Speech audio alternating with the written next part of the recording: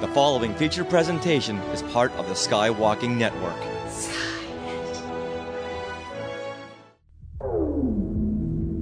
Power on. It's showtime.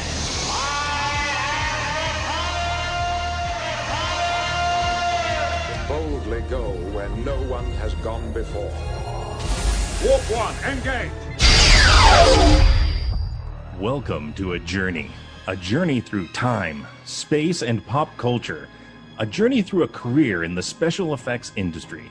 Welcome to the Max Effects Podcast.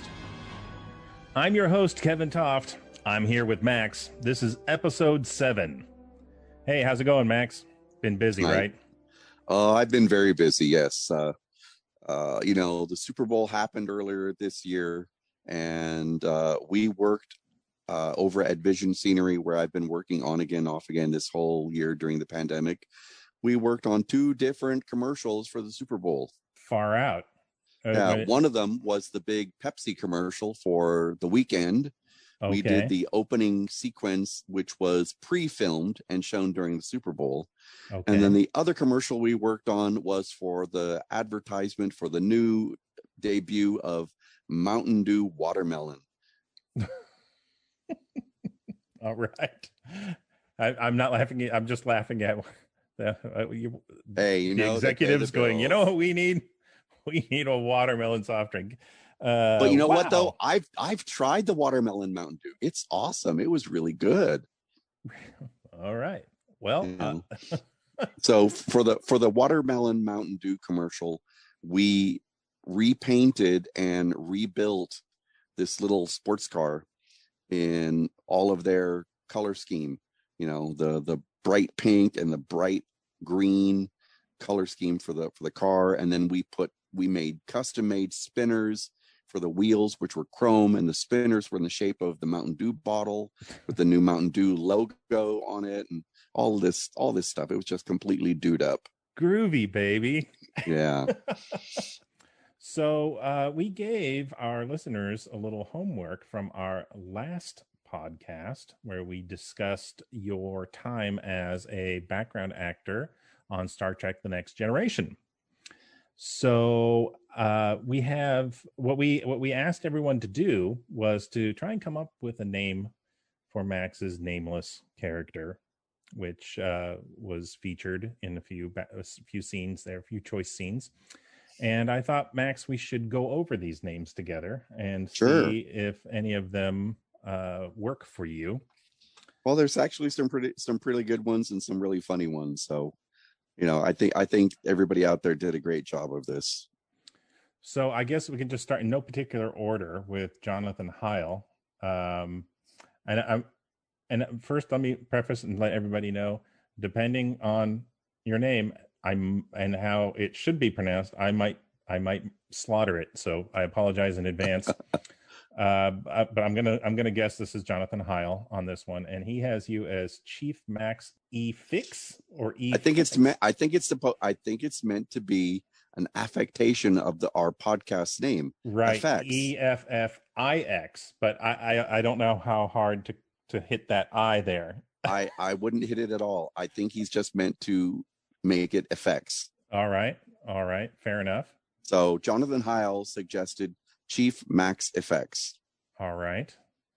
And then we have Georgia Peach Lee, who just simply said Remy. Undervalued, unappreciated, but loved by those who notice. Like the rat in Ratatouille, Remy? I wasn't sure, so I didn't put that note in here. But she also says, me being a Disney fan, that was where my name. That's kind of what I thought Remy. too. That's what I thought too. But it almost sounded like she was starting to talk about the Stargazer, another topic altogether, right? That yes. Picard's first ship, they were always complaining about their. Never mind. She also mentioned Ensign Solo because she liked the crossing up of. Star Trek and Star Wars, huh? Yeah, Star Trek and Star Wars, Ensign Solo, and because you were solo operating the control, I guess. That's true. And then Brian Babcock says Crewman Sanchez. That's nice. It's ethnic enough for me. Sure. Yeah. Well, I'm going to leave any of the double entendres out of that because there are some. I'm not sure where they were going with that, but that was. Yeah, I can see it both ways. Yeah, just stay off Urban Dictionary, folks. Here we go. Next one is. Here we go. Jamie Alice Capo, and she's got you as help me with this one, Max. It's Pax-cetacean. Pax-cetacean. Yeah. Okay. Well, and a cetacean is one of the scientific names for whales. I get it. So peace, but Pax is also peace in Latin too, in right? Old Latin, yes. So yeah. This is your peace whale. Okay. Mm-hmm. Ensign Peace Whale. All right. Michael Faulkner, crewman Maxwell Vancer. That sounds like an action name, doesn't it? It does. It actually does. Sounds like an old spy name, like a 60s spy. Like it would have been a good name for somebody on Mission Impossible or the Avengers. I can see that. I certainly like the Maxwell. Yes, Maxwell Vancer.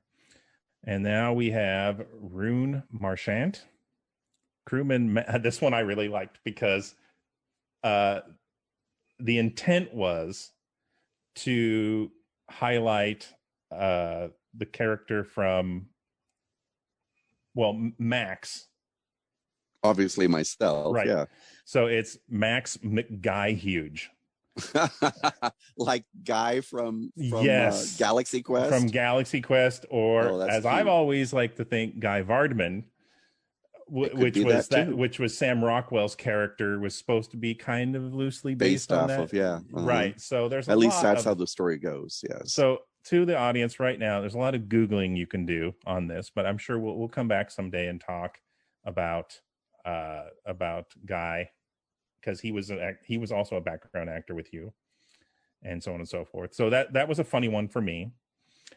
David Braun has Ensign Armando. Oh, that's Armando from Planet of the Apes. That was in Escape from Planet of the Apes and Battle for the Planet of the Apes. I mean, Conquest, excuse me.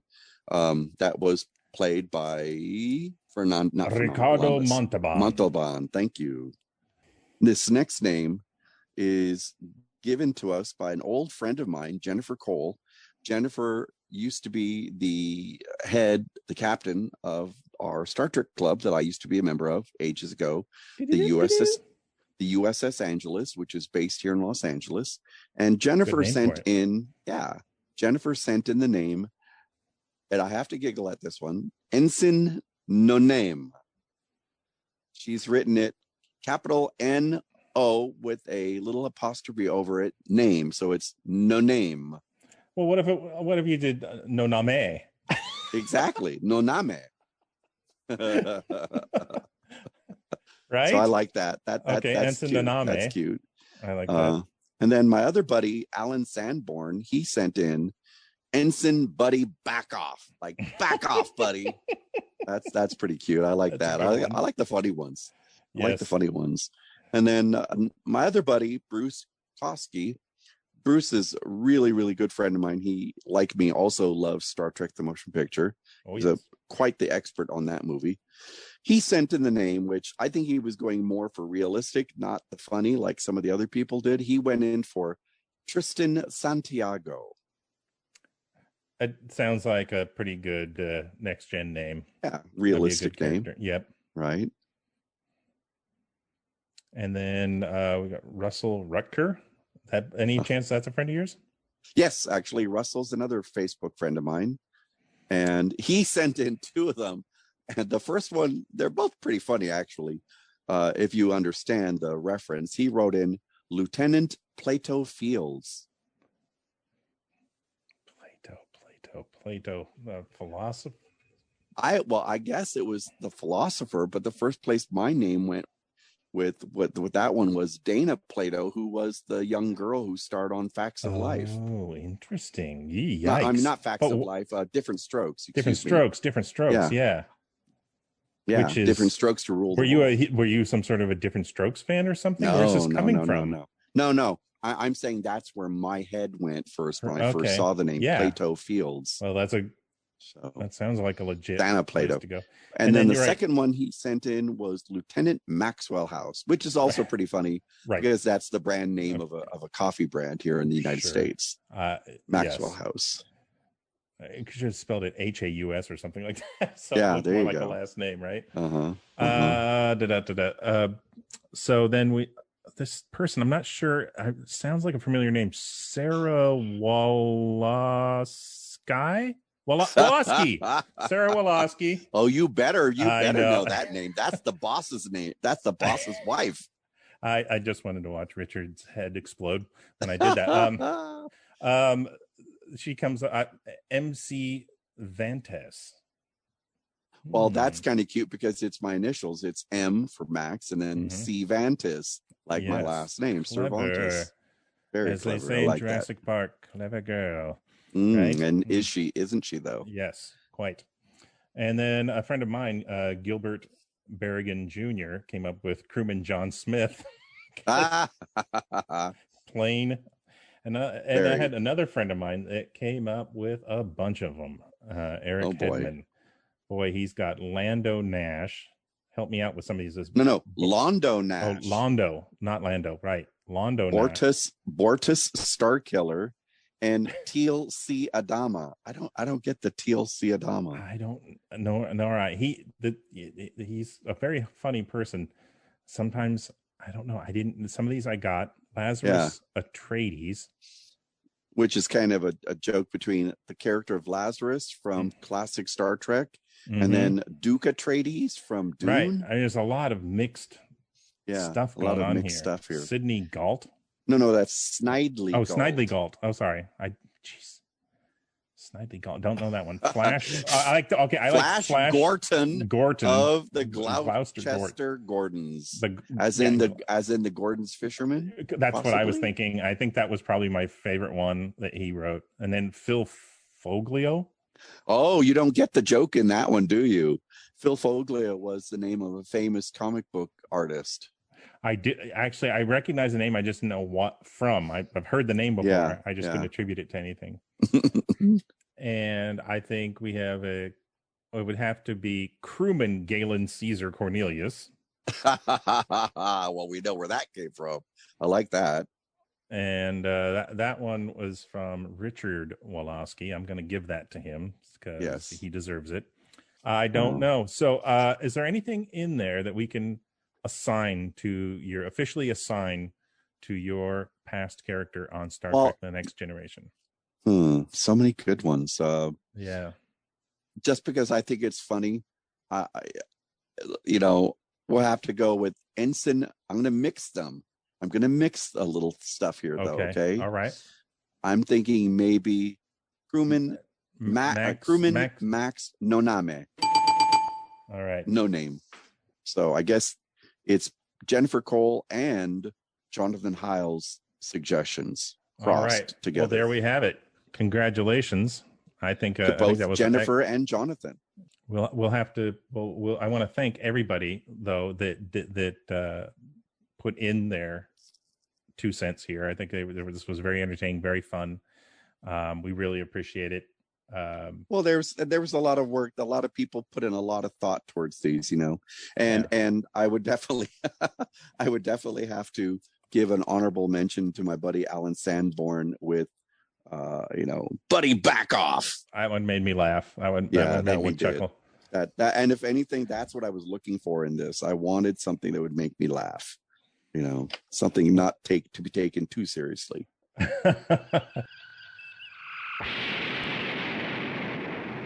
With this in mind, this was your appearance on Star Trek in the world of television, and we've touched on this a bit in the past, here and there, but you did have another motion picture experience with Star Trek. You were a background actor in Star Trek VI, The Undiscovered Country. I was, and it's kind of a funny story how that came about. I'd already been working on Next Generation for half a season from the middle of the 4th season. Okay. And then Star Trek VI was going to be filmed during the hiatus between season 4 and 5. And the gentleman over at Central Casting, who had brought me on to be an extra on the TV show, well, he was like, well, all of you people, meaning all of us other background actors, we're already familiar with the way the Star Trek production works and where the sets are and all that stuff. And he just blanketly assigned us all to then work on Star Trek VI, The Undiscovered Country. And I was especially thrilled for that because I knew that this was, it had already been talked about that this was going to be the last movie made with the original cast of actors. And so I was extremely excited to get to be there, to be part of that, since I've always been a diehard original series Star Trek fan ever since I was a little kid. So I was exceptionally excited for that. And of course, even those things, there are certain things that have to be done. I was going to be wearing a different type of costume. I was selected to be an engineering cadet, and they sent me to wardrobe to go be test fitted for one of those big white radiation jumpsuits that had been originally made for Star Trek the motion picture. Motion picture, sure, yeah. And so I went into wardrobe. They found one that fit me relatively close, but they actually wanted it a little bit bigger so they could take it in to fit me a little bit more. And so they did. And the jumpsuit was fitted for me, and they were all made with a big long Velcro strip down the back so you could get in and out of it easily. And then they had to find a pair of boots the right size. I'm odd in that way that I have relatively small feet for a guy my size. I only wear like a size 9, but I have to have really, really wide shoes. But they found a pair that fit me, and that was it. And then, I was then later told what day my part that I was going to be in was going to be filmed. And you report to set and everything early. Very Is this early. Still at Paramount? Yes, this was all at Paramount on Melrose Street in Hollywood. And you show up early. Now, because of the vast amount of extras they were going to be using on these different days, and they had taken one of the spare sound stages and they set it up to be used as a vast dressing area for all of the extras that they were going to be using. All the Starfleet extras, all the aliens, all the Klingons, all of that. That way they could do it there without having to impede the normal flow of people coming in and out of wardrobe in the main wardrobe department. Now, was this just wardrobe, or did they get you ready top to bottom there? Hair, makeup? Everything, top to bottom, Okay. hair, makeup, costume, everything. Okay. So that way they could consolidate it all in one place, because normally on Next Generation, hair and makeup are in trailers outside of the sound stages. That's why I was asking. Yeah, and the trailers are too small to accommodate this many people when you need to get that many people all done up at the same time, so they're all ready for the shoot time, start time, Right, because in this movie, there were a lot of Klingons.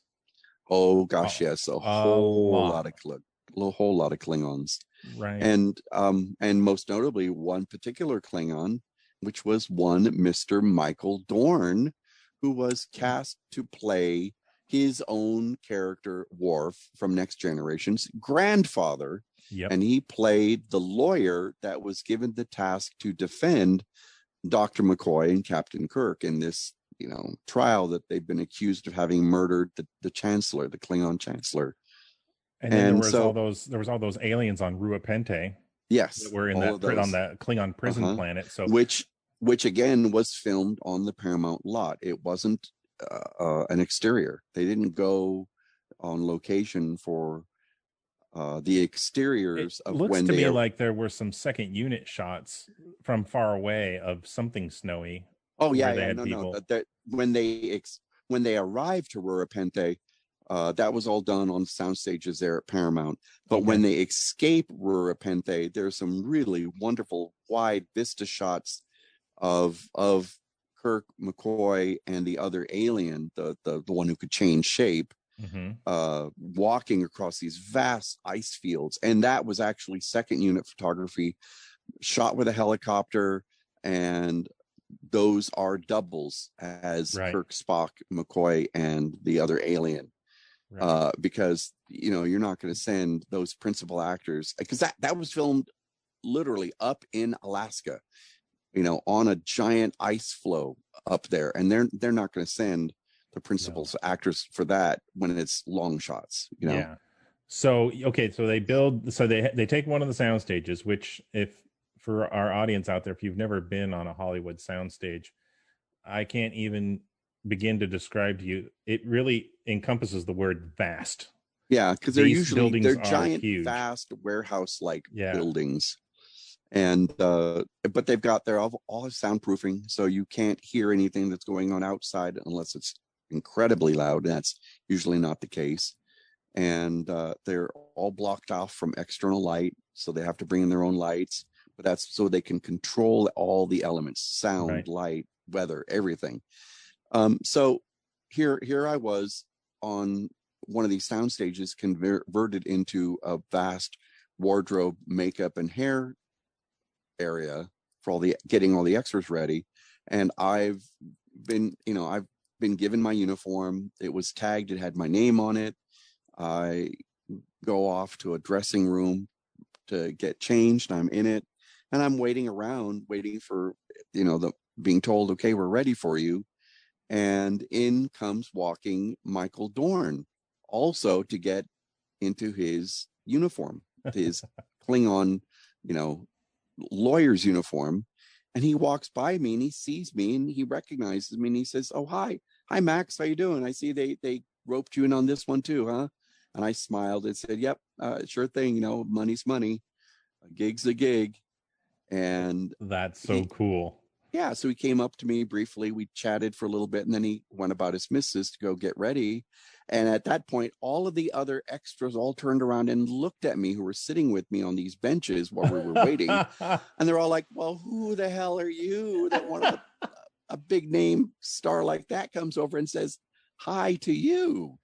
Well, and you weren't the only extra, though, that they pulled from Next Gen, but whoever was around at that time were obviously not people that were on Next Gen. Because there was a lot of other extras. There were a lot of other extras who were not on Next Gen. So you became famous within the. Did you become like?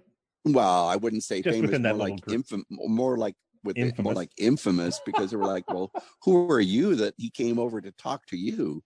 And then I explained, I've been working on Next Gen as a background actor, and he was just simply being nice and recognized me. Mm-hmm. So that was that. And then making movies is a lot of waiting. You have to be patient. There's a slogan. And yes, there is. Hurry up and wait. Yes. Yeah. What year was this? Because I remember. I'm trying to think. Well, like I said, it was between the 4th season and the 5th season of Next Generation.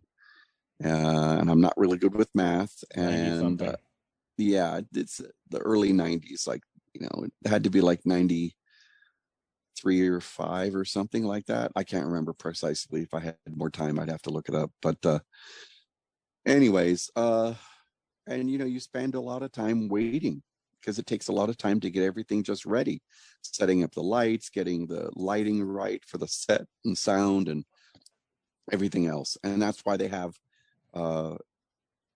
people whose only job is to stand in for a principal actor, and those principal actors, their time is too valuable to have them standing around while they set the lights and get the sound right and the colored gels and everything else. So they have hired people who are hired only because they bear a somewhat resemblance to the principal actor, and they put them in this same costume, and they have them go to set and go, "Okay, you stand here and just stay here until we're done with you, and we'll tell you when we're done, when we have the lights and everything ready."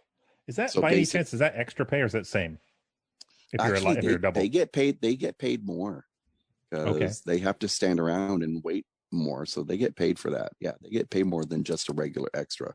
Okay. Now a little bit of trivia. The gentleman who was Patrick Stewart's photo double on set, and when I say photo double again, it's just they have to have a lighting double. Yeah, exactly. They don't have to look exactly like them. They just have to be relatively the same height, relatively the same build, and relatives. They don't have to be exact. The fellow that was Patrick Stewart's photo double He also he played one of Mr. Mott, the other barbers in several episodes of Next Gen, because he, like Patrick Stewart, was bald. And so it was easy to apply the blue makeup like that was put on that other barber, Mr. Mott's character. And you see him in a couple episodes of Next Gen. You have to look for that now. Okay. Yeah. So again, there's a lot of time you just spend around sitting and waiting, and you learn to bring a magazine or a book or something to keep yourself occupied while you're waiting. And they didn't have cell phones with games on them back then. Nothing. And even if you had them, you wouldn't be allowed to use them without headphones because of the sound. Right. But they kept us in this big warehouse soundstage also as a place to keep all of the extras. And then as they would need us, they would call for people and they'd get sent off. And, I sat around like that pretty much the whole morning. I never got called. And we went to lunch and I thought, well, that's kind of a bummer. I've been here at least half day and I haven't gotten called yet. We come back from lunch and, of course, again, you're in costume. You have to be really careful about what you eat so you don't make a mess on anything. And I come back from our lunch break, and then finally the person who's in charge of all the extras, which is the second assistant director, comes over and starts looking at us all, and she goes, and it was a woman, she goes, okay, you and you come with me. And we follow her, and we're going on to, I believe, Soundstage 8, which is where where the engine core of the Enterprise was.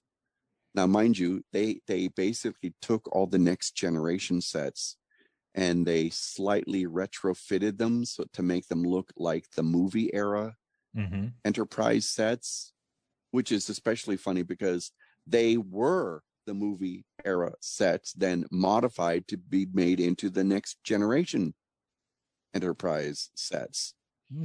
So with the exception of the warp core, they weren't going to change out the warp core because that was going to cost a lot of money. And they just were, we'll just leave it. So they left the warp core as it appears in Next Generation. And I'm following the second assistant director, the person who's in charge of taking care of all the extras. And we walk onto the Enterprise engine room set, and I see a whole bunch of tape markings on the floor. Sure, stand here. Yeah, and she walks over and she basically tells you, okay, I want you here, you here, you here, and she gives us our X to stand on top of. And at first I was really disappointed because I could see where the camera was. Well, if you're familiar with the sets from Next Generation, I was standing behind that curved plexiglass wall, which is kind of like unofficially Geordi's office kind of area. Yep. And I was a little disturbed at first, thinking, I'm never going to get seen here because I could see the camera, and the camera on its dolly was sitting out right next to the warp core. I thought, well, damn, I'm never going to get seen from there. And then as we got closer to rehearsing the shot, I also noticed there was one last set of tape marks immediately to my left, which were red, and there was nobody there yet. All of the rest of ours, for all the rest of us background actors, they were all white, except for this one set. Yeah, exactly. Curious, right? Yeah. What's going on here, right? And so, we get ready to rehearse the shot, and I hear somebody shout, talent on set, principal talent on set. And I turn around looking around, and up from behind me, up walks Jimmy Doohan, otherwise known as Chief Montgomery Scott, the miracle worker himself. Yes. And he walks up alongside me and stands there on the red mark. And that's when I understood that's why. And I'm like, oh my God, all of my little Star Trek fanboy dreams have come true. And I'm trying not to geek out, but Jimmy Doohan, AKA Scotty is standing next to me. A little voice in your head going, "Keep it together, Max. Keep Exactly. it together." You know, and then even better, when they got ready to actually rehearse it, including the camera to go through its moves and everything, they moved the camera directly in front of myself and Jimmy Doohan. Right. And so when you see the final shot, the shot starts with the camera turned 180 degrees away from me, looking at the warp core through the curved plexiglass wall. You see a extra carrying a hose over his shoulder, and the camera follows him past the warp core, around some other people, and he walks out. And then the camera keeps panning over to several other extras who were with me. There's a guy, and then there was a blonde girl, and then there's this really pretty black girl that was next to her, and then there was this tall, slender Indian fellow from the continent of India, not American Indian, standing next to her, and then me, and then Jimmy Doohan. And another piece of trivia, the extra who goes walking through the shot that the camera follows with the hose over his shoulder is an old acquaintance of mine, a guy named Scott Heathcote. And he also was listed with Central Casting, and he was able to get in also as an extra for that. So that was kind of cool to see someone else I knew from fandom there on the set. But not everything goes according to plan on set. Right. You know, first of all, I have to say, Nicholas Myers as a director is an amazing person because he has the most amazing memory. I'm just a background actor. He doesn't have to remember my name. He would ask people their name, and he instantly remembered everybody's name. And he would say, "Okay, Max, I want you to just step half a step over to your left, a little bit closer to Jimmy, okay, to Mr. Doohan." And all that sort of, so he called all of us extras by name, which was amazing because he just met us. But you know, things don't always go according to plan. The tall, slender Indian guy who was next to me, he had also been an extra on Next Generation. Most of the time, you would see him in medical as one of Dr. Crusher's assistants. But they wanted him to have his head tilted down slightly, and that as what the camera would come on him, he would tilt his head up and then keep looking up as if he was looking up, looking to see what's following us. Because the scene is we're being hunted by the Klingon bird of prey that can fire while it's cloaked. So they were doing this whole sort of like submarine thing, as if, you know, we could hear the bird of prey out there. So we're like worried, is it out there? Where is it? You know, and where's it coming from? And well, that's weird because the way it partially came off to me is that it was whether the warp core was going to hold out. Is why one of the reasons I cut to Scotty is because you guys are in such danger, and it's whether that warp core holds out is whether your shields hold out. I remember they cut to that because you guys were in danger, and cutting to Scotty and you guys down there in engineering. It was a very tense scene. It was one of the major moments in the film. It wasn't like some little throwaway scene. Exactly. And it's because of that, because the bird of prey is shooting on us.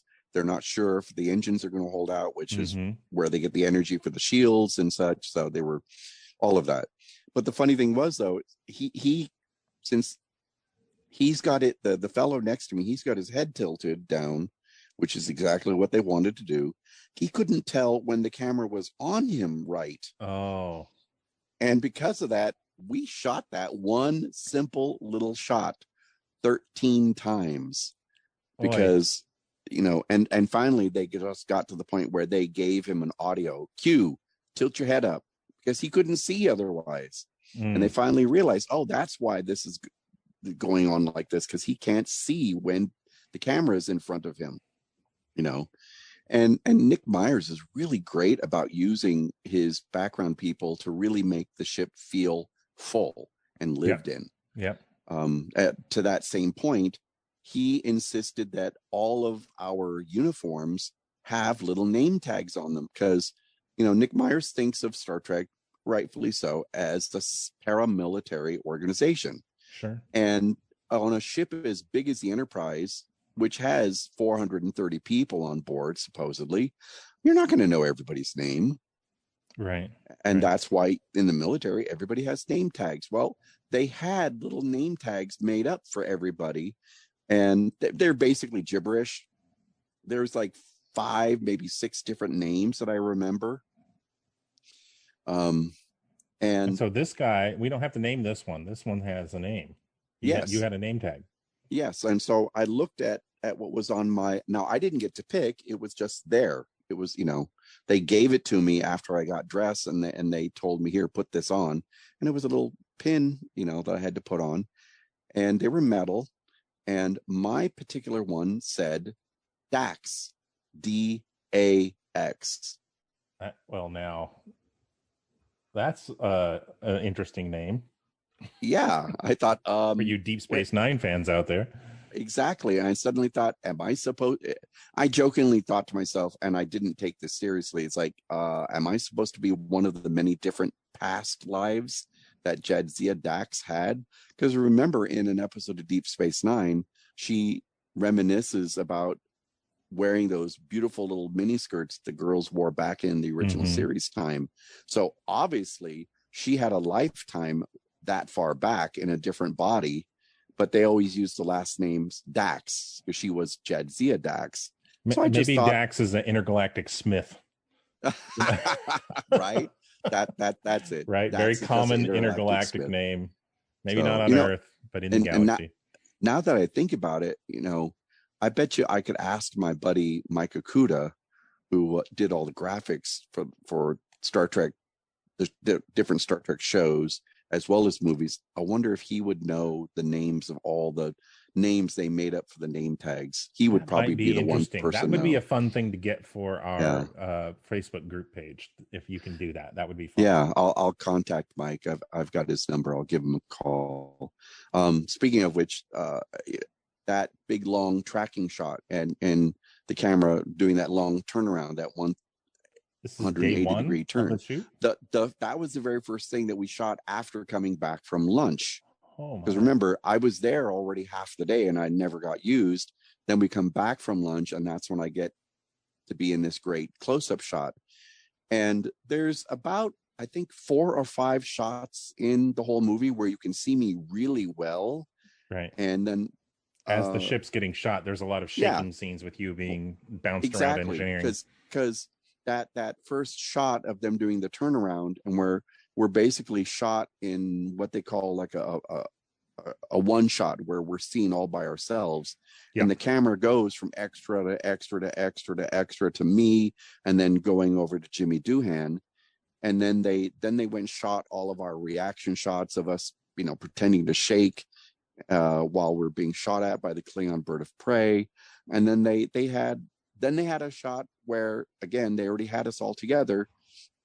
And then this one took a little bit longer though, because then they moved the camera to the second level of engineering, and they shot from the second level down at us again, with us being in that little cubby, that little office area of Geordie's, and they had us sitting. So they had Jimmy Doohan sitting, and then me sitting next to him, and then the 2 other girls, the black girl and the blonde girl, were sitting next to me on the other side, and we were all sitting. And that shot ends up at near the very beginning of Undiscovered Country, when they're taking the Enterprise out of dry dock. And that just shows you how things can change in editing. Right, where they decide to splice it in. It's not necessarily where you think, well, in the day you're shooting it sometimes. Well, yeah, because things are not shot in order as they appear in movies. They're shot in an order that facilitates getting to use the set and the people who are available to the most advantage, so it costs the least amount of money. But that shot though of us, all we were doing was just sitting there. We're just sitting there, and Jimmy Doohan's got his arms crossed across his chest, looking very, very happy and pleased with himself. Well, and I'm sitting there kind of like amazed at him. I've got a little bit of a shocked expression on my face. Well, that scene was shot one way, and then in post-production they re-edited it, and they changed the dialogue up on the bridge, and it comes out differently. As was originally explained to me by the director, Nicholas Myers, he said to us extras, he said, this is Scotty's last time to fly the Enterprise, and he's flying it out from his office here in engineering, and he's basically flooring it out of dry dock. He's like, burning rubber out of dry dock, because he knows this is the last chance, and this is something he's always wanted to do. I want you to act a little surprised and shocked that someone with his history, his miracle worker history, is so flagrantly breaking the rules. And so I'm like, okay, fine, that's what you want us to do. I'll act a little shocked, because we're all supposed to be, like brand new, and we worship the ground he walks on for being the engineer he is. Right. So I did so. And then I didn't even know how they had changed it till I saw the movie myself.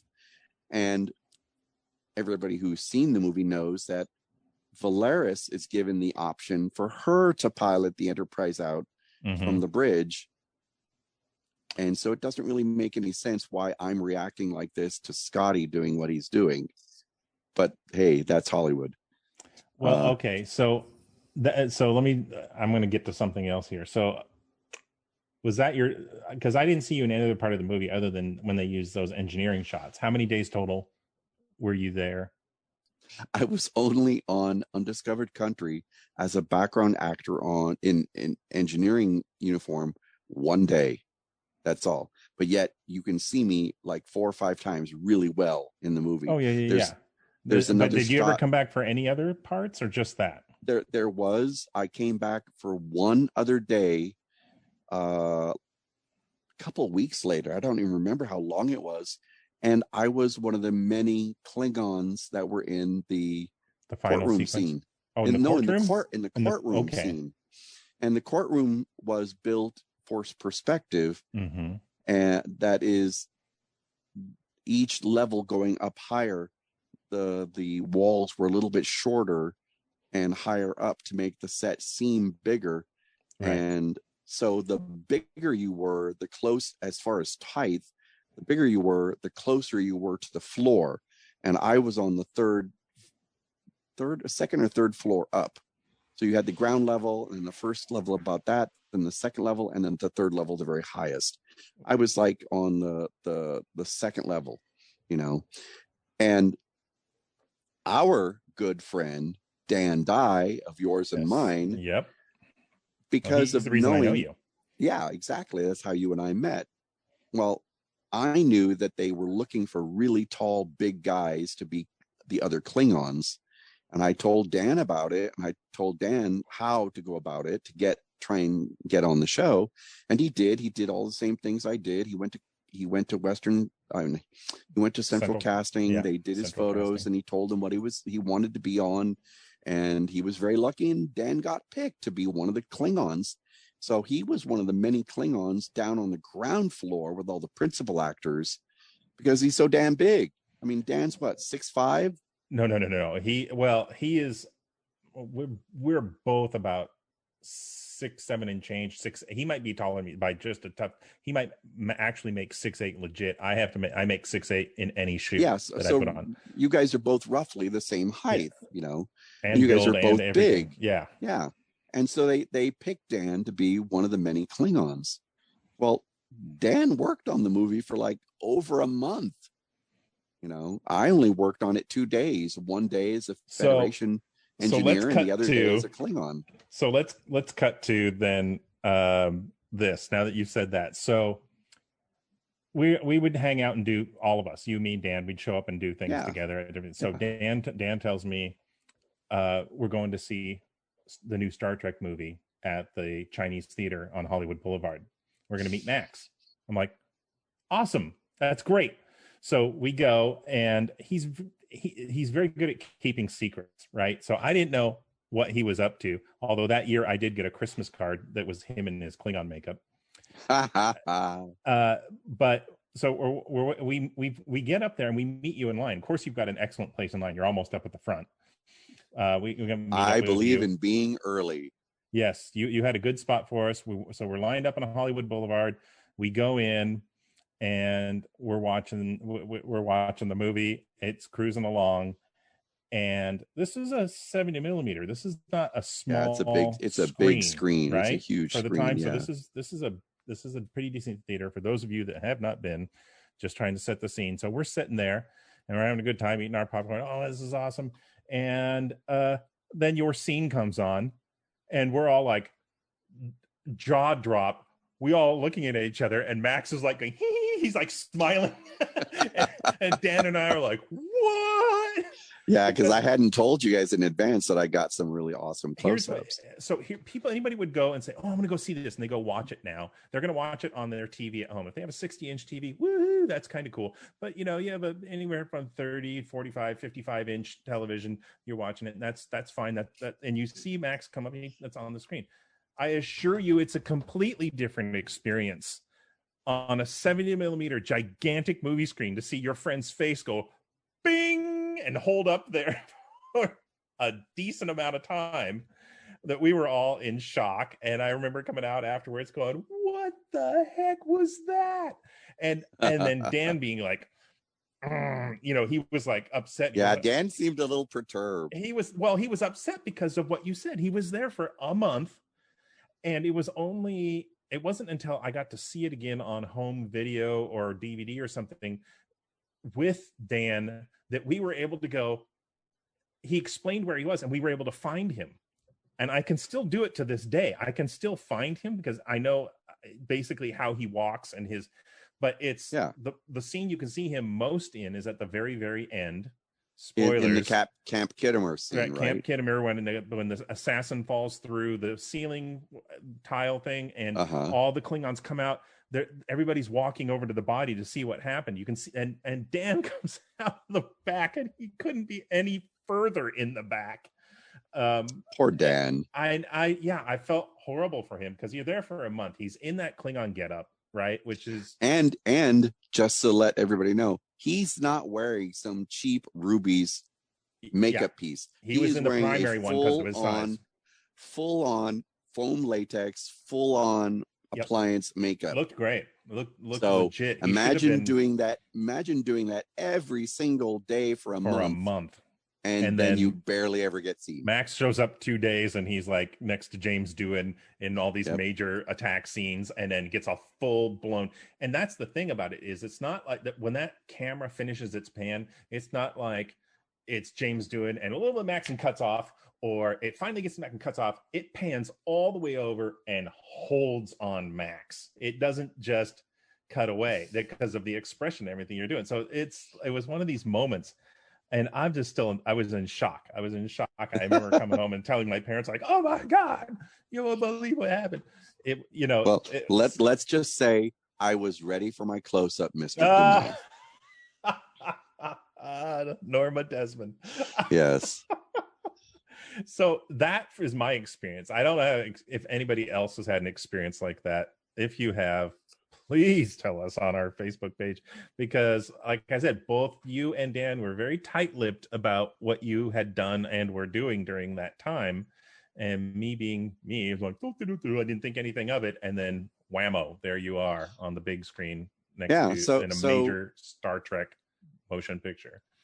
There's like those 4 or 5 really good shots of me. One of them is I'm sitting again with the same group of extras, and we're sitting at that same little console of Geordies, but they're then shooting us in profile, and we're all supposed to be busy doing our jobs. And then they said, we want you to slowly look up as if you're hearing something that's being put out on the public address system on board ship. And when you watch the film, that's when you hear them do that the prisoners are going to be the prisoners are going to be taking a deposition. They're taking a deposition from Kirk and Spock and blah blah blah, and there's several. So, but my other stint on Undiscovered Country was being a Klingon in the courtroom scene, and for that they lined us up based on our height. And I'm not a particularly tall guy. I'm not short. I'm about 5'8", 5'8.5". Are you able to find yourself on that in that shot? No, because it's all of very the shots, darkly lit. It's very darkly lit, and I'm high up, and we're all wearing rubber over the head masks that had been custom made. They were custom made. They were really so they didn't cool, have you in the makeup. hair. They had you in a pullover mask. I was in a pullover mask, so tells you can't tell me. Yeah, that tells you everything you need to know. We were just to be there to fill the set out, and they told us, move around just a little bit, like you're, changing the weight of your feet so you move a little bit back and forth. And it was just to give the place atmosphere, and the place was a little dimly lit with a little bit of smoke to make it seem, more distant. Yeah. And didn't you have to give a couple of harumphs when we all had to shout. We all had to shout and shake our spears. They gave some of us these light up spears, which I found out later were made by my old friend Greg Jean. Made all those props, those big Klingon light up spears. Yes. And so we on cue we were told to shake our spears when we were supposed to be unhappy. Now, being a fly in the wall like this, though, you get to see some rather unusual stuff. And I do remember one part where during a break in filming, well, Shatner being a star and all, I guess he felt it was okay for him to put his 2 cents in about how to shoot the film. And Nicholas Mars was very polite and waited for him to give his say. And he goes, "Okay, Bill, that's a nice idea. But you know what? I think I'm still going to go ahead and do this the way I've already had it planned." And he was very nice about it, but he just moved on. He didn't make a big huff about it. He didn't make a big deal about it. He just acknowledged it and said, "Thank you for the suggestion. Moving on." There you go. I mean, it's like, I understand he's a big star and everything. Like, I understand there's a lot of Shatner fans out there, but I do believe in, sticking, when you're trying to get something like this done, sticking to your core competencies. And he got his chance to direct, right? Yeah. Star Trek 5. Maybe he has residual leftovers from that showing up in Star Trek 6. Yeah. But so it's funny, you get to see these interesting little things during, as a fly in the wall, as a background actor. You got to I remember doing our lunch break that had been earlier, that my first day when I was when I was an engineering cadet with Jimmy Doohan. Again, they set up another one of the sound stages as a big eating area for all of us.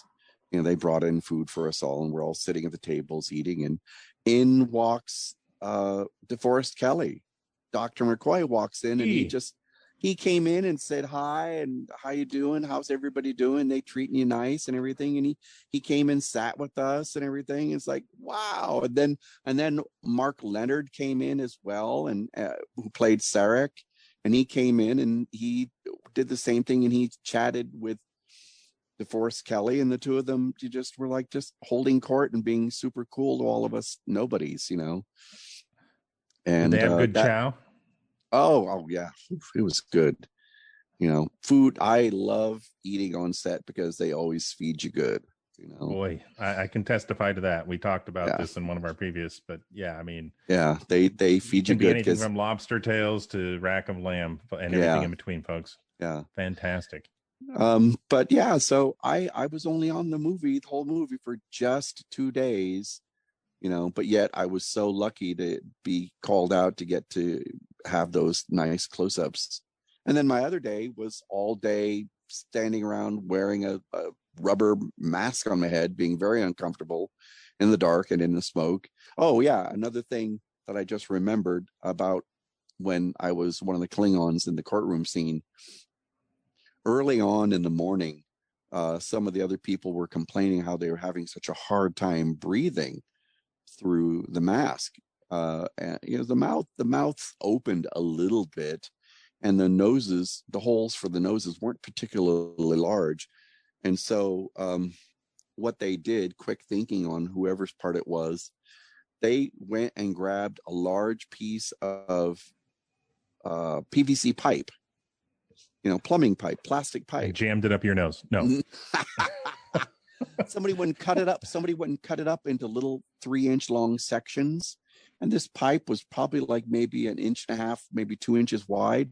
and we put that pieces of pipe in the rubber mask's mouth, the mouth of the rubber mask, and opening it up really widely. And that way it made it much easier to breathe when we weren't filming. And then when they would get ready to filming, we just grab it and pull it out of the mask's mouth and go from there. And then do a shot. When they do the shot, when they call cut, we just put the pipe back in our mouth so we can breathe again. Talk about being ingenious on set on the fly.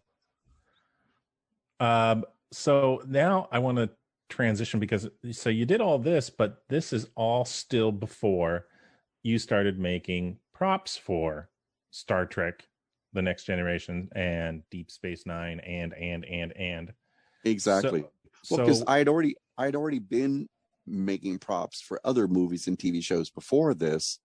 Other things I'd worked on, like Captain Power and Masters of the Universe and Beetlejuice. But what happened then is that around the middle of the 5th season, one of my best friends, Mike Moore,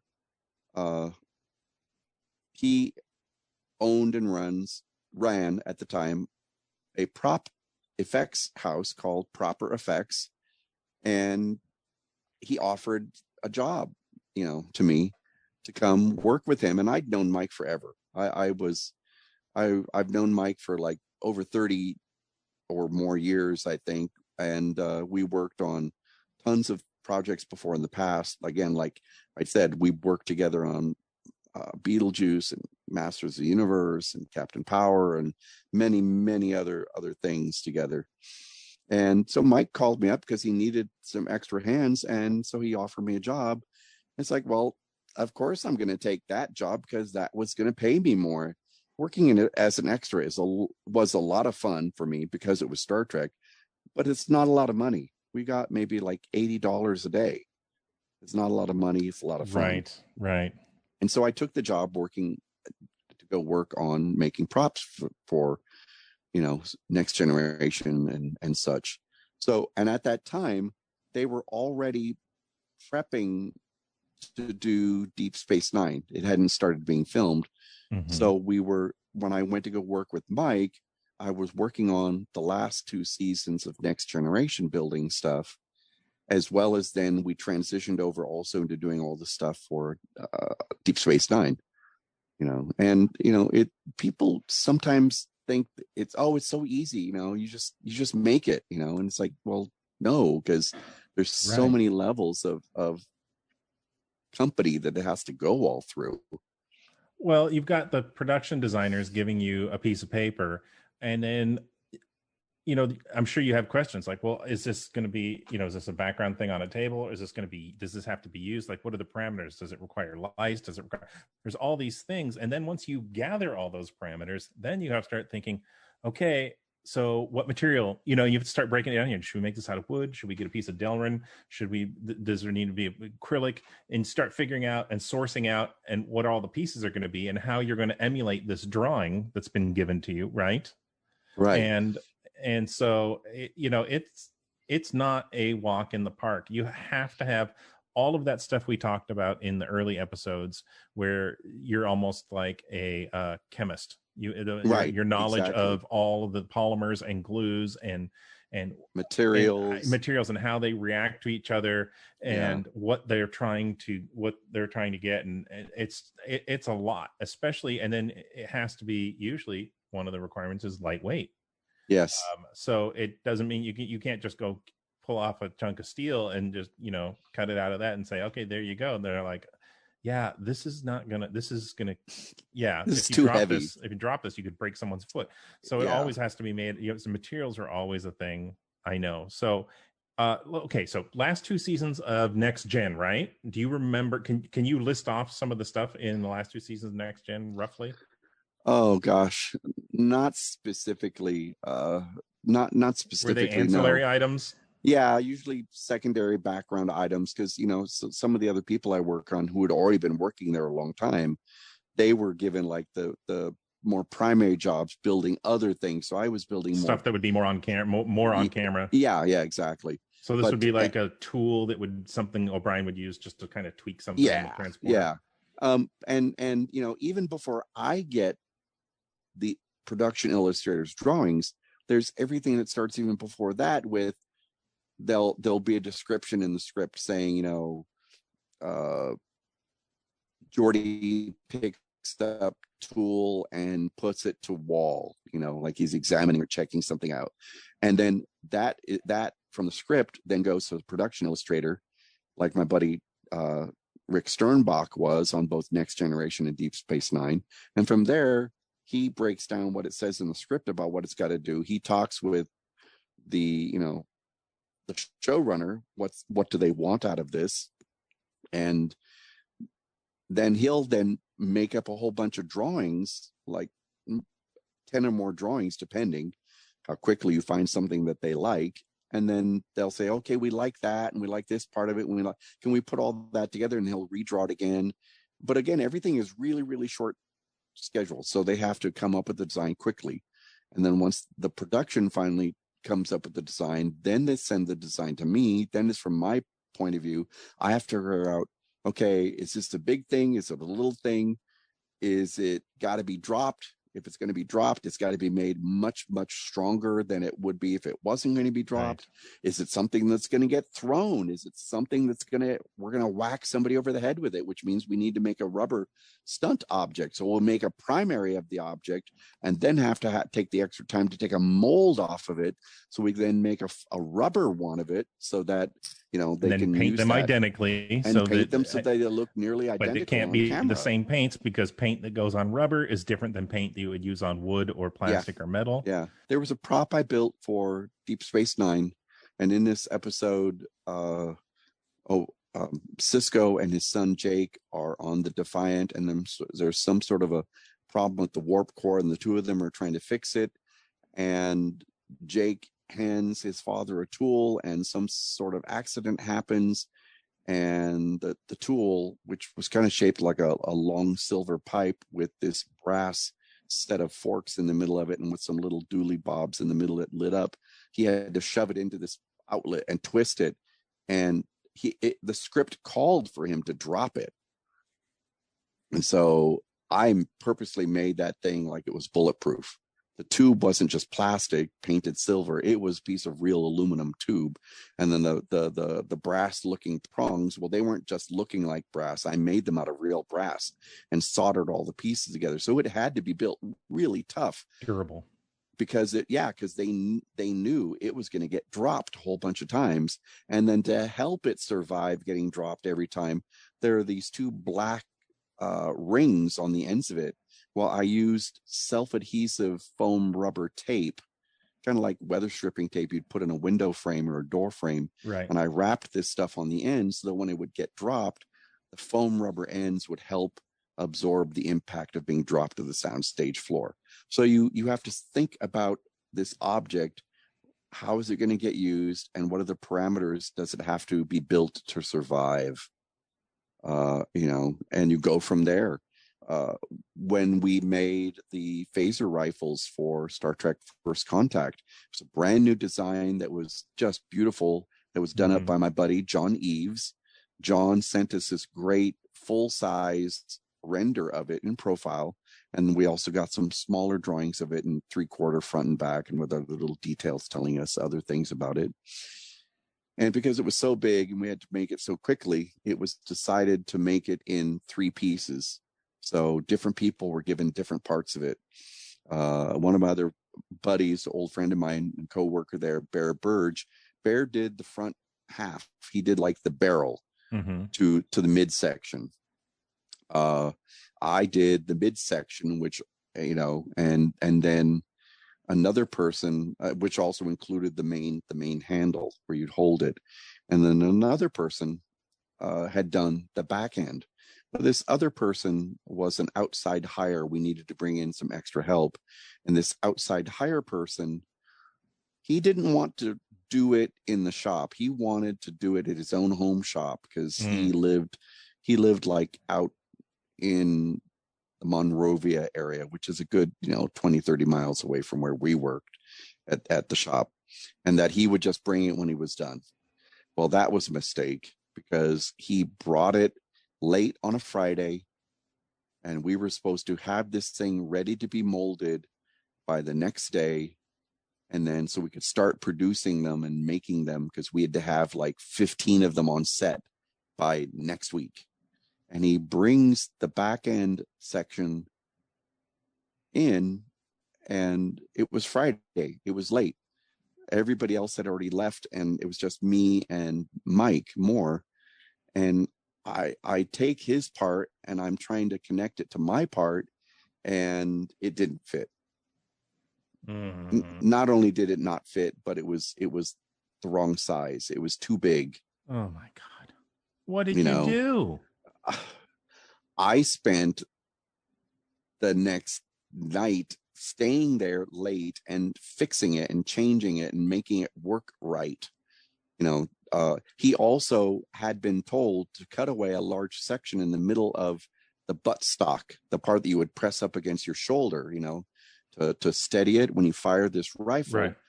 He was told to make a big empty area in the middle of it, and we'd given him the size for if you remember the rifles have a extendable strap on them, right? So you could carry them on your shoulder. You hung over your shoulder, and so that we didn't have the time to custom make this mechanism. So we went out and sourced a retractable seatbelt, a replacement retractable seatbelt that you could get for cars. Right, that's that what it reminded me of. And that's what it was that we found at Pep Boys auto parts stores. And we bought a whole slew of them.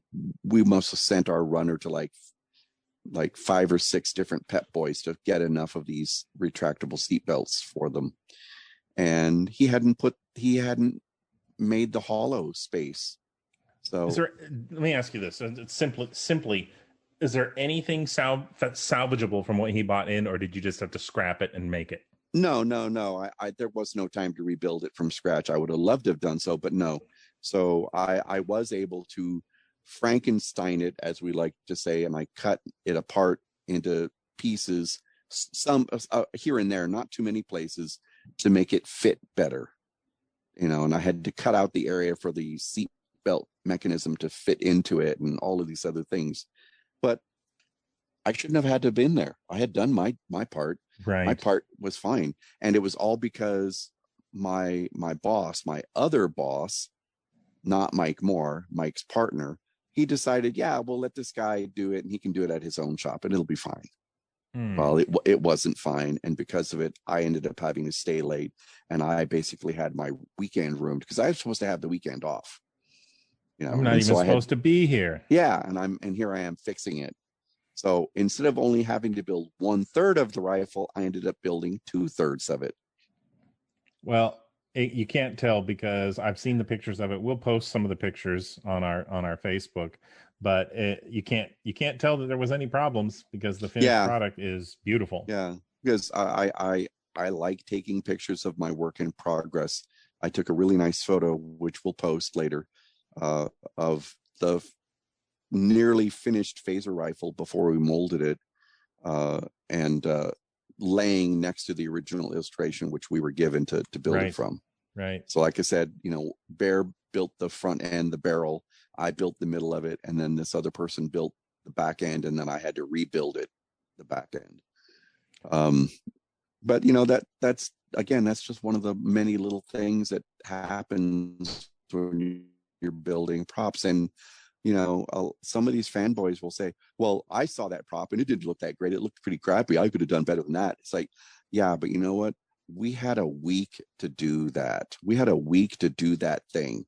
And not only did we have a week to do it, but and it had to do this and that. And we had 1 week to do it. And sometimes we don't even get a full week, sometimes we only have overnight. I told you this story before about how I had to build a dagger for Deep Space Nine, literally overnight, and it was all completely custom, and the blade was this beautiful, intricate shape.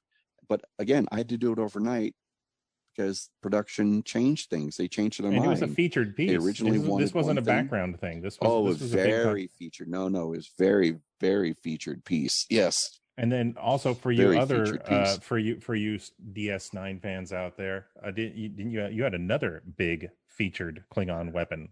Didn't you do the Sword of Kahless? Oh no, actually no, I didn't.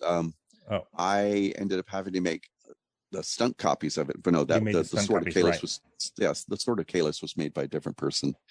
But and so I kind of got to be known as the Klingon guy, and I got to make a Klingon Hypo for an episode of Deep Space Nine, where this Klingon woman trying to save her family's house because her husband has died and not having left an heir, and he died without honor. And so she basically kidnaps Quark to have him be the head of her house, the head of her, family. And she drugs Quark and she kidnaps him. I made the little hypo that she'd made that she uses in that. There was an episode later that I had to make a Cardassian hypo.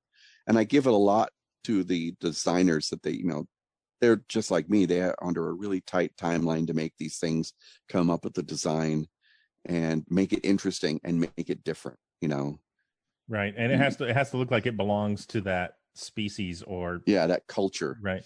That culture. Yeah. And they both do. I have the pictures here. Yeah. If you look at the Cardassian hypo, it kind of looks like those tall, curved pieces of the Deep Space Nine space station. It has some elements and kind of looks like it because of the shapes in it. Yes.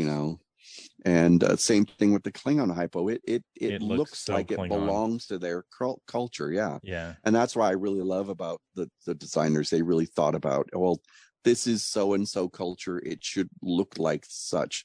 And we were so practiced in it that we actually had a color call out sheet saying, okay, and they pretty much they let us come up with the colors for some of the props. They'd say, okay, this is a Klingon thing, fine, it needs to have these colors somewhere on it. It has to be this ruddy brown and a flat black and brass and silver and these simple colors. While if it's Cardassian, well, the Cardassians, they really tend to have like metallic browns and metallic caramel and brass and no silver. And then if it was Vulcan, well, the Vulcan stuff, there's lots of greens and blues and gold, and Ferengi, well, Ferengis, there's a lot of orange and green and such. So, and of course Borg, it's all black with highlights of silver and such. Yeah, I've got another one here. You did a Cardassian pad as well. Oh yeah, that was designed by my buddy Rick Sternbach, and Rick had worked on Next Generation from the very beginning all the way through. I think he was on every Star Trek show. Rick had even worked on Star Trek: The Motion Picture, doing graphics for that with Lee Cole and such. And so he'd been around for a long time, and he designed this Cardassian pad that for Deep Space Nine, and I made the very first one. And again, I have a photograph that we'll post of the first pad next. I like taking pictures of the objects next to the illustration of what they were meant to look like. And this is the pad. It's all finished. It's all painted. But this was also before it went to set. And then Mike Kakuta's department, they would do all their graphics magic and add some graphic tape and graphics for the fake screen and all these other little cool things to really finish dressing them out. So what did you make that out of? I can't tell what it is. The original of that Cardassian pad is plexiglass. I made it out of one big chunk of plexiglass, and I machined it out to be hollow. And then I cut out the shapes around the perimeter with a bandsaw, and then went back in with a Dremel to do some detailing. And then there's little bits of styrene, scribed styrene sheet and different patterns that are glued on top of that. And you do all of that sort of thing. And since we knew that Cardassian pad would be something that was going to get used a lot, we went ahead and we made molds off of it so that we'd be able to cast copies of it for other purposes whenever they need them. All right. The fanboys got to ask. Tell me you made yourself one of these. I don't have one. I don't have a Cardassian. That sound pad. You guys are hearing is me pounding my head. Why? You got the molds right in front of you, and you're a Star Trek fan. How do you? But when you're busy, you're just busy trying to get the get the stuff pumped out, you don't always have that time. But something else. Make that time, Max.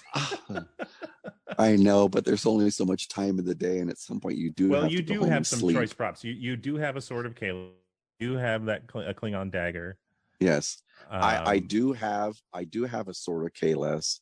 I have one of the screen used rubber stunt ones. We only made one really nice metal one, right? And that was mostly just sit there and look on the stand and look pretty. I made the stand when the episode where they introduced the sword of Kalos. Mm-hmm. I didn't get to make the sword, but I did design the stand that it sat on.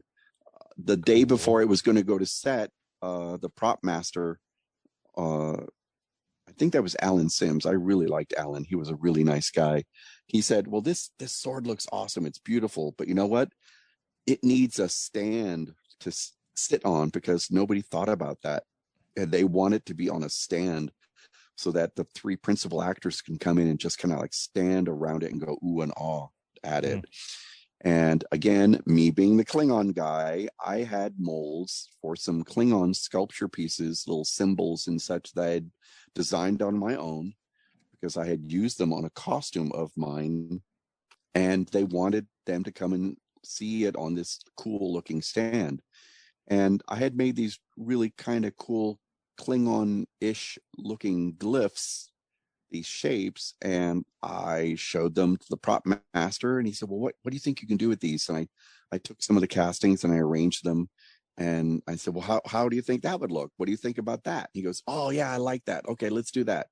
So I cast up the pieces and we glued them on to the stand as it was. And so pieces that I designed for myself for a Klingon costume of my own design, I made up, which I wore for Worldcon in San Francisco. And I and my friend Mary Cordero, hi Mary, we won first place best craftsmanship for our costumes at Worldcon in San Francisco. Surprise. Yeah. So those pieces that I did for myself as a fan are now canon because they're on camera.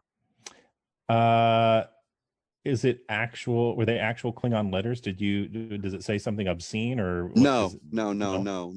They're just shapes that are meant to invoke the Klingon look, the Klingon style. Okay. On the costume, there were these, you know how on the Klingons they wear those gauntlets. Yeah. They have these Klingon symbols, these Klingon letters that are on the gauntlets. Well, on these costumes that I had designed, there were these very kind of Art Deco Klingon comet shapes, where there was a big red jewel at one end, and then these rays, like the tail of the comet going away from that, and those were on the gauntlets. And then the center of the chest on the costume had this kind of like a nebula. Imagine if you sculpted a nebula again with a little bit of an Art Deco look. So it's very sculptural, not hard edged, but very flowing and everything. Like if you were to sculpt a cloud, that we used that also on the base. And there was all these little decorative tchotchkes that I had made up for myself, and we just put them on the base. I arranged them. The prop master said, that's fine, that's great, well, let's go with that. And I made them, painted them, and we put them on the base. So let me ask you this: if you had to make a base for your Sword of Kalos, do you have enough? The memory of it, could you make one? Well, one, I have photographs, and two, I still have all of those original molds for those pieces. So yes, I could. The answer is yes. Yes, I could. But and I still have I have a copy of the Sword of Kalos. I know. I have, like I said, I have that screen used one, and I got that one same way from Alan Sims. He brought it in, and it was pretty beat up, and it needed a lot of reworking. And he said, can you fix this for me? I said, I'll tell you what, I'll give you a brand new one if you let me keep the original screen used beat up one. And he was like, sure. And you got he gave it to me. Deal. Oh heck yeah, because it was screen used. Mine was screen used, and there's little flecks of purple Klingon blood still stuck to it. Yes. You know, I'm very fortunate. I've got to hold that, and my son really loved your Klingon knife. The one with the blades that pop out on the sides. Open. Yes, he thought that was really cool. I had to make that for the show because the original that had been made for Star Trek 3 went missing and they couldn't find it anywhere. So I had like again a week to make a new one. But they wanted me to go ahead and make the handle look more like the knives they had been using on Next Generation, because the hilt of that knife in Star Trek 3, it has a slightly different look to it than the ones that they'd later used on Next Generation. So they wanted it to have the pop out blades like from Star Trek 3, but they wanted it to have the hilt, its shape to be more like the ones on Next Gen. And I was like, now this was one of those cases where like, well, I have to make it for the show, and it doesn't take that much longer to make 2 as compared to 3. I mean 2 as compared to the 1. So I made myself one for myself. And that, my friend, is the exact thinking of why I always ask you if you're already making one. Just that should have been your standard operating procedure. It always depends on how one for you, one for me. It always depends on how busy you are. I mean, another little case in point, we made all of the gold press latinum for Deep Space Nine, and there was hundreds of those things. And we started off, and there was when we started off, there was just 3 different sizes: a really small bar, a medium-sized bar, and a bigger bar. Now, the biggest bar was about the size of a Hershey's bar of chocolate, but much thicker. Since it was a little bit slower at the beginning when we were starting doing Deep Space Nine, each of us picked one size to do one. I picked the smallest bar. Mike Moore, he picked the middle-sized bar, and Bear Burge, he built the biggest size bar. And we had already decided we were not going to use the alien glyphs that were in the illustration, because we knew we'd never see them up close. And this was one of our little chances to hide our own little Easter egg in them. The smallest bar, the bars are meant to be held up like a door, tall ways up, narrow side, as if you were sitting it down like a monolith. They're rectangles, but if you hold your phone. Right. Yeah. So, but if you turned it sideways and squinted, you could then make out that this weird alien script was actually words that could be read in English. The smallest bar reads Max Scott, which was for myself and my first husband, Scott Adams. The middle bar that Mike Moore made, it said Mike Shauna for himself and his wife, Shauna Moore. And then the third bar says Bear and Dana is Bear's girlfriend. So we hid our names in these bars, and then we made molds, and then we made, literally hundreds of these things. Yes, thank you. By the way, you gave me one. Oh yeah, and so they went off to set, and nobody ever thought anything of it. Nobody ever said anything about it until about the middle of the second season, and the property master Joe Longo came in very upset. Going, what the hell is wrong with these things? They have people's names on them. We can't use this. And I kind of giggled to myself, and I said, Joe, you've been using those things for 1.5 years, and you just noticed that. Right. And you hold them. You've seen them up close on set. You think anybody at home is ever going to notice that? Hey, I watched that show. I can't think of a time you ever see a piece of latinum long enough that you could make it out. Yeah, you never see him close enough, long enough to see that. And he kind of calmed down at that and everything. He's like, okay, fine, but if you do it again, you got to put my name on them next. How typical, right? Yes. Yeah. Oh my. We did end up having to add 2 more bars of currency later to the gold press latinum line. Mike Moore did what they called a strip, kind of a slightly oversized stick of gum sort of shape. It's not very thick and it's not very long. I think the strip was only about, the strip is only about like 3 inches long. And then the bar was, the brick, it was big. It was like 6 or 7 inches long and about 5 inches wide, and had angled sides. So it's like an ingot of gold pressed latinum. And I think that one was made by my buddy Scott Brodeen. But there's so many little funny little things we would hide in things. And when we made, Mike made, I think Mike and Bear made the Ark.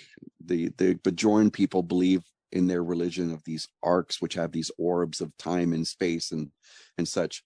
Well, the outside of the orbs, the case that they're kept in, are these very detailed alien shaped boxes which open up to reveal what's inside, and the guys had fun. Bear and Mike had fun by hiding little things inside it. There's this big oval shaped green glowing stone on the front of it on one side, and carved into the rim of the stone's edge, the piece of the case that holds the jewel in place, it says, "Not Indy's Ark."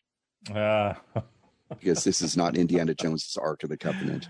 Oh. And some of the rocks that are carved into it, it says "No Kill I," which is what the Horta told Kirk and Spock in the classic Trek episode Devil in the Dark. So we were always hiding little funny things like that. But it was a lot easier to do that with alien artifacts.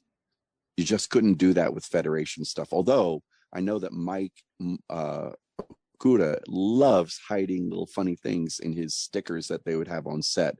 And I know that one of them was on a door, and it said, "Goes nowhere, does nothing." In what language? It was in English. Oh, wow. But because it's in a small sticker that's on a door, you're never going to see it terribly up close, And they'd put that sort of funny little inside joke stickers on all sorts of things, on pipes, on conduits, on doors.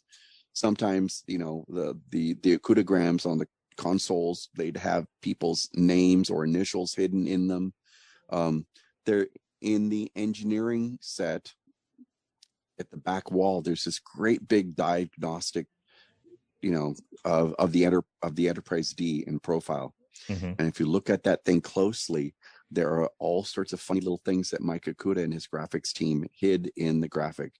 There's a little tiny graphic of Nomad from classic Trek, and he's laying sideways in the graphic. Oh my gosh. There is Amelia Earhart's airplane is hidden in that graphic in the engineering department.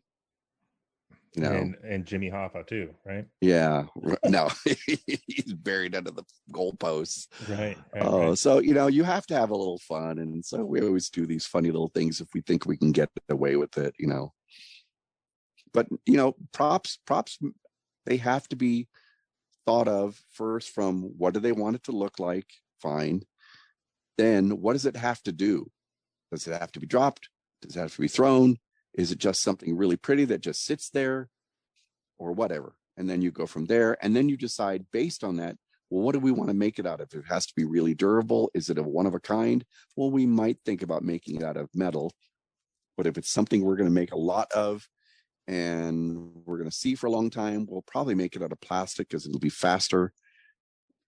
Like I made all of I sculpted the original comm badge that was used when they went to Star Trek First Contact, the first feature film using the Next Generation cast.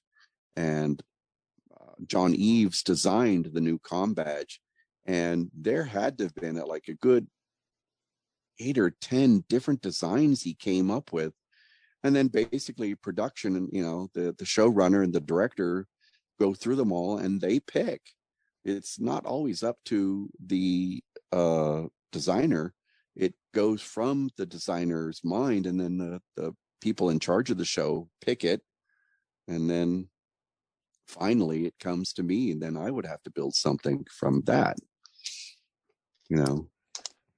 Wow, man, these are the stories I love, Max. These are the stories I've always tried to tell my friends, but totally screw them up. And now we get a chance to unravel them for everybody, which I absolutely love. Well, thank you so much. And I'm glad that you and everybody else enjoys all my stories. But yet we've just barely scratched the tip of the iceberg, as it were. Yeah, we're definitely doing, I mean, it may feel like a deep dive, but there's so much more to all this. But each one of these is such a deep dive. Right. And we can do things on our Facebook page where we can follow these up. We can put little packages together and put them up, some of these pictures, and we can open up some discussion on there. So I think this is a good time for me to mention to everybody that we will be back next month. We are part of the Skywalking Network. Skynet. I did that for Richard. When he hears this, he'll be like, way to go, Kevin. On the Skywalking Network, you can... Every time. Okay, I'm not going to say it anymore. You can also find other great shows like classic Marvel Star Wars comics, Talking Apes. I like that one too. Talking Apes, as well as Neverland Clubhouse, the Neverland Clubhouse. That's with the Turkel sisters. That's a very good one. Also, they're all very good. What do you say? Well, they are. And I like Resilience Squadron we don't podcast. we don't let any turkeys on the Skywalking Network. No, we don't, because also after Resilience Squadron podcast, there's another fun one called Totally Tell Me Everything, where Sarah picks a subject and just goes off in all directions. It's very entertaining. Highly recommend it. Do not miss the flagship show, Skywalking Through Neverland, because if you missed that, that's kind of like missing the guts, right? That's the foundational show. Highly recommend that. I just want to let everybody know to please visit us on our Facebook group, because that's all we got. Because we have not ventured out beyond that. Someday we will, and believe me, we'll let you know when we do go to Instagram and others. Yep, because we don't do the Twitters, we don't do the Instagram yet. We could Twitter if we had to, and if we had to, it would be done like this. You would tweet at SkywalkingPod and use the hashtag MaxEffects. That's MAXEFX. With that, I bid you all adieu. And again, thank you, Max, and thank everybody that gave names for our new crew member, Maxwell Noname from Star Trek Next Generation. Max, I will see you on the very next podcast, my friend. And we will see you again, Kevin. Thanks again, everybody. Bye-bye. Bye. Bye-bye.